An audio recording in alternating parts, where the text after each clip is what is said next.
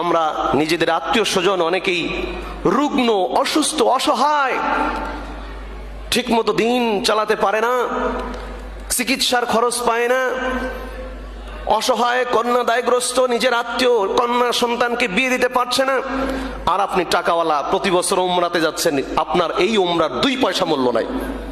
কে বলেছে আপনাকে প্রতি বছর উমরা করতে? কে বলেছে আপনাকে হাজিগিরি করতে? আপনার জীবনে একবার হজ ফরজ, একবার যথেষ্ট, একবারই যথেষ্ট। আপনি আত্মীয়তার সম্পর্ক অটুট রাখার জন্য আপনার মাল সম্পদ খরচ করা লাগবে।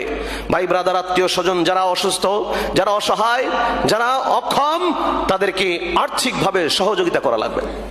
আল্লাহ কোরআনে বলছেন শুধুমাত্র ঈমান এনেছি এর ভিতরেই কল্যাণ নয়, শুধু সালাত আদায় করলাম, আনুষ্ঠানিক 5 ওয়াক্ত, এটাই যথেষ্ট নয়। কি করতে হবে?